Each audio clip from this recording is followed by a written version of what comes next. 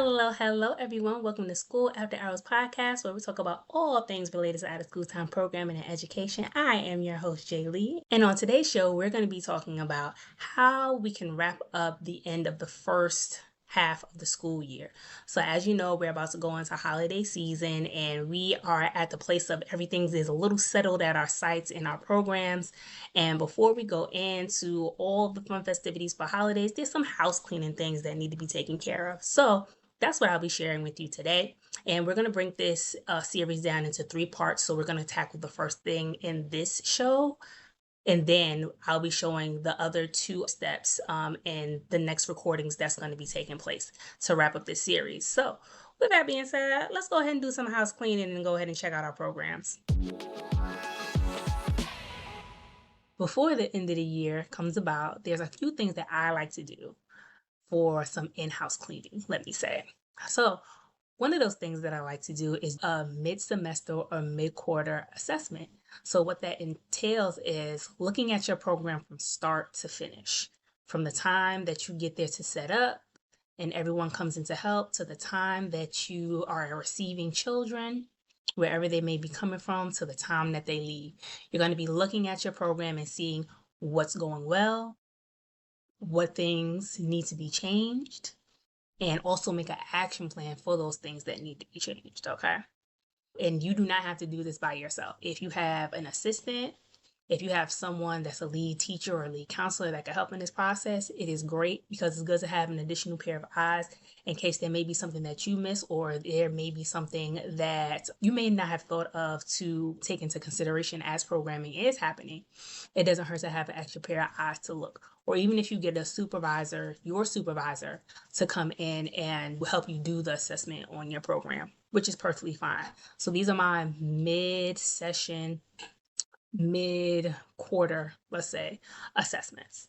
So like I said, I go ahead and look at the program from top to bottom, from the time that you come set up to the time that, kids are being received. And some of the things that I like to look at in that process is, what do transitions look like? How are students being greeted when they come into programming? Another thing that I have to look at is, group interactions. How are they interacting with each other in large group setting and small group setting? Another thing that I like to look at is our schedule to see if we are following the schedule throughout programming time. Maybe there may be some things that need to be adjusted to the schedule to match what's going on in the actual day. So making sure that we're not just running around doing whatever we want, whenever we want, right? That we are specifically following the schedule and the activities that's going on. Now, depending on the group, the size of the group and the age level of the group, some things might need to be changed based on their energy level, based on their level of patience, but also based on their interactions with each other. Sometimes they might just need to go outside for that first portion of the day or have a fun activity, just kind of separate themselves from the school day and kind of release that energy during after school for the first couple of minutes before going into a specific activity. So just making sure that we're following the schedule that was made. Those are the things I look for when I do a mid-semester or mid-session assessment. So for this part of the series, we're going to be talking about staff assessments, okay? So the best time I feel is to do a staff assessment, even if it is just a small benchmark assessment, is around October-ish, November-ish. Why? Because at that point, you've already started programming. Everyone has a little bit of a groove at this point. They have a pace, they have a routine, and you're now at a place where you can kind of see how classes are done if a staff member has taken the role of leading a class or a specific curriculum. So if they are doing, let's say, a craft class, they're taking, charge of doing crafts, or they have their own curriculum that they're leading or activity that they're leading that they took ownership in. I like to take the time to go ahead and assess what that looks like. So I look for student interactions, I look at their engagement, but also the difficulty level or the ease level of the actual activity. Have to take in mind, student motor skills. Is it detailed to most, if not all, the students in class? Because you have students with different level of capability. So those are some of the things to take into consideration. when you are doing an assessment. Is everyone participating, or some of them are just slumped down in their seat like, why are we doing this? I don't understand. We need to do something else and do another activity, you know. And also how the counselor or the staff member is engaging the students. That's very, very important. So after I take down those notes and do like my specific assessment for, a cheat sheet that I may have or may create it for myself, I'll go ahead and then have a conversation with the staff member just to give them my idea of what they're doing well, but also some things that needs to be improved to help them get better at what they're doing, right? So I like to also give resources when I give suggestions. I do not like to just tell them this is what needs to be changed and then that's the end of discussion. To me, that is not effective coaching. I like to give them the things that I see that needs to be changed and then go ahead and give them some resources or some tools that they could go ahead and implement the next time they do another activity and help them make a plan of how they're going to improve and how they're going to be better. So when I actually do the end of the year or end of the session or quarter assessment, I kind of have something to see like what you've applied and how that individual has grown in their practice or in their ability to go ahead and improve those things. I never just like to say, here's what you need to fix and say bye. That's not good coaching to me. But also give them an opportunity to share with you, based on their view, what are some of the things that they feel that they need to improve of. Because sometimes individuals know, sometimes staff members know, sometimes people know. So giving them the floor to kind of share with you, what are some things that they may feel like they need to improve on, but also it gives you an insight of what they may be seeking to personally develop within themselves as well. So I think that it's a good dialogue because you have both people having that conversation of improvement, and also me being the supervisor or the person that is, in charge of programming, giving you that assistance that you're asking for, you're requesting, and I see that you need. And then after doing that assessment with them and then creating that plan, we'll actually do check-ins over time to see, how the plan is working. Are there some adjustments that need to be made?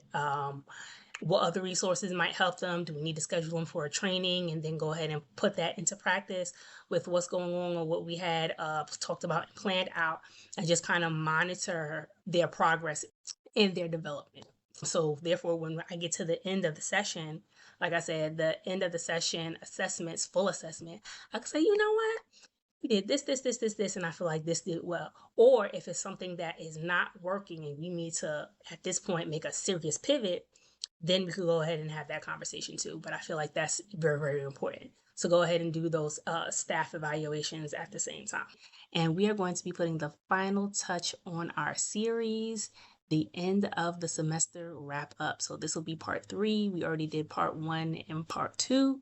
1 was basically talking about program evaluation, some things to do to evaluate your program, but also are you reaching your goals, all those wonderful things in between.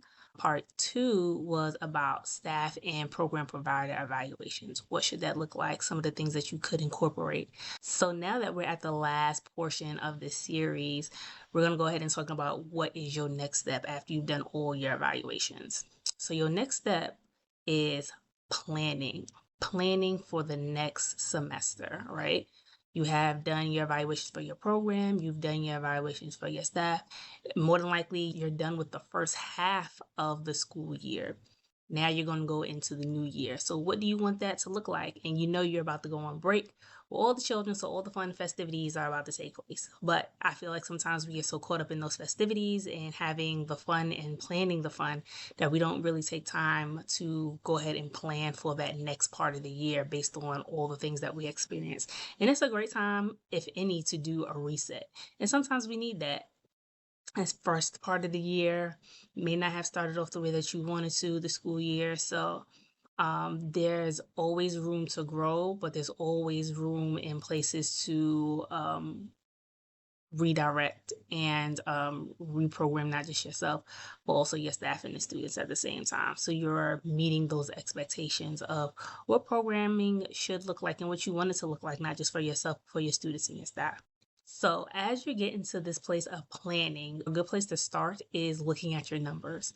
So we have this portion of students that enroll in the first part of the school year. And some of them don't always stay with us, which is perfectly fine. Sometimes kids get involved, parents get involved, and they find out that it's not the right fit for them and their needs, which is perfectly natural, perfectly normal. So they'll move on to do other things.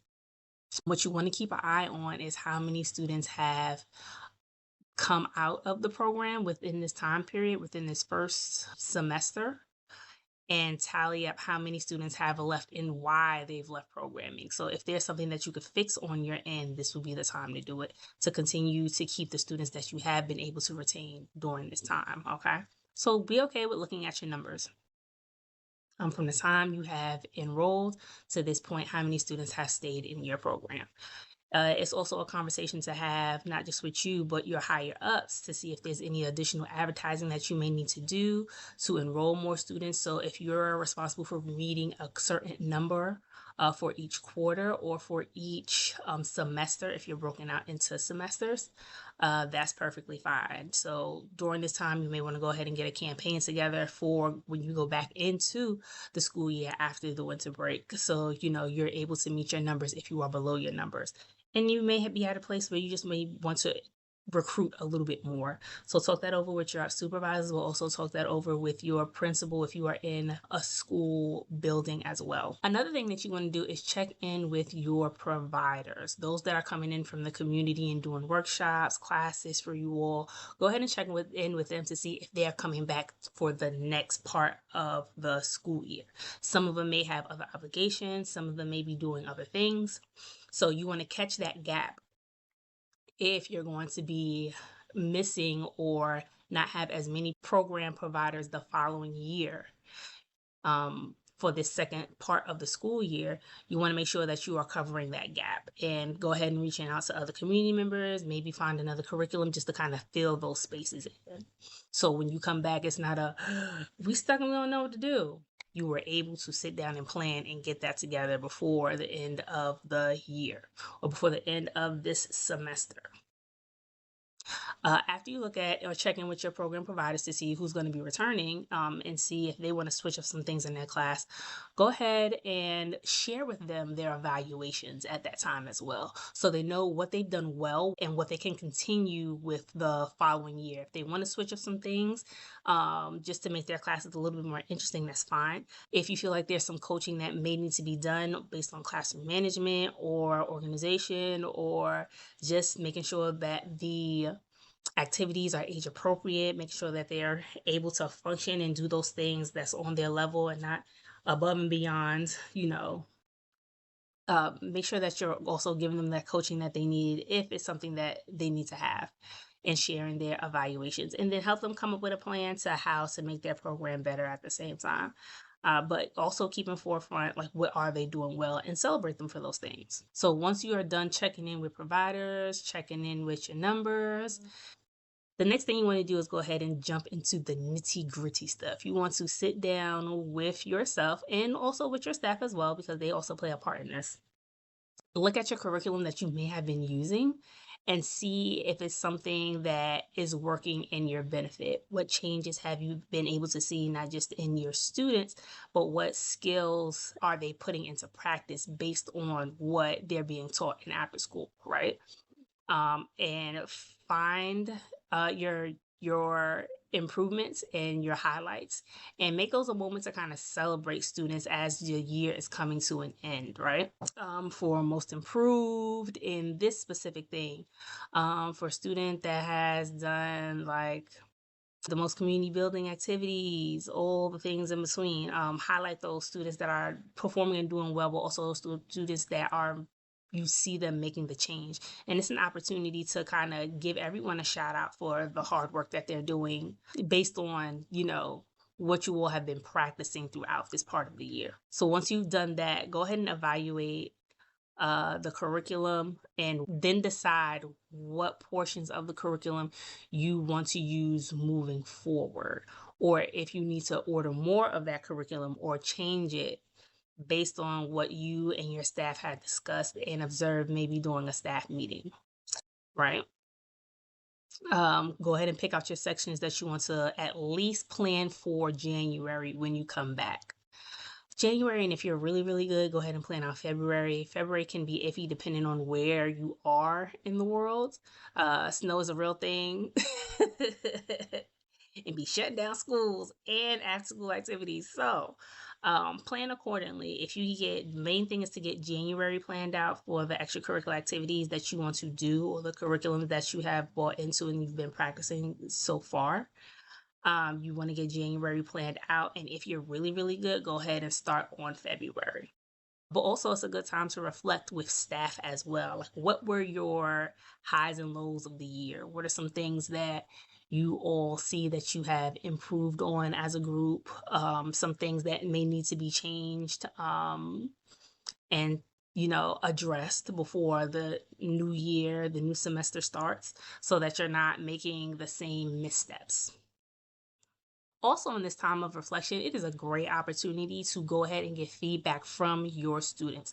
See where they are, how they like some of the things that you have been doing. Go ahead and get their ideas on some of the things that they may want to be implemented for them for the up and coming semester. So many times that we build out programming, we do not always take into account what our students may need, what they may want to keep them engaged and keep them interested in coming to programming. So this would be a great opportunity to do that part of the reflection as well. Get student feedback. That can be done in a survey. It can be done in a group activity. It can be done in a Kahoot. It can be done in so many ways, playing a game, just to record that information and see where you could place those things for student engagement based on the requests that they made during these activities. Okay. Student feedback is important. We make our programming based on the student needs, hopefully. So make this an opportunity to give them what they need. And last but not least, there are times that you may need to step away to replenish you, to sow into you, and just take some personal time to just kind of redirect and reflect, not just on what is going on in this field of work and at your job, but also reflect and think about what is going on with you and how you want to move forward in this career if you want to continue being in this field of work. So take some time to pour back into yourself as well. Plan out the days that you want to take off to have a self-care moment or a self-care day, and outside of the vacations that's already going to take place during the school year, because schools may be closed. And for those of us that don't have to work during those times, we have that time to, kind of pour back into ourselves. But sometimes that's not enough. You may need to take some additional time, which is perfectly fine. Plan out your self-care days in advance and share that not just with your staff, but also staff share those days with your advisor. Now, as an advisor, you may want to have a guideline and rules for, not everybody could take off in one day. Like, that's not going to happen. So make sure you're working as a group to coordinate, what days are best to take off. So you do not have a programming day where you may have one or two people on the floor. And as the advisor, you running around trying to do this, that, and the third and the other. You may have to shut programming down for a day. Sit, plan, coordinate, because those times are very, very important. Can't pour into somebody else if you're not pouring into yourself. So those were the last bit of things for the end of the year wrap up. If you do anything different during this time of the year, go ahead and put that in the comments and let me know, how do you finish up the end of your semester or the end of your first half of the school year. Also, we are having a planning workshop. So for all of you that are listening to this and you want to get in on the live planning workshop that I'll be hosting for site coordinators, site directors, program providers, it's going to take place December 12th. That's a Tuesday at 7 p.m. Eastern time. It'll be about an hour and a half. We're going to be going over vision. We're going to be going over, what are your goals for the next half of the year, but also how can those goals align with the vision? What are some of the things that you want to see and turn around? So we'll go ahead and have that conversation and actual put together an action plan to make sure that those things get done for you in the school year. Well, that's all that I have for you. Hopefully this was helpful. Let me know in the comments what you thought, but also how do you plan for the next part of your school year? All right, y'all. Talk to you soon. Fine. And if you are interested in registering for that workshop, it is going to be in the show notes, okay? So I'll put that down there for you to register, and I'll talk to you soon. Later.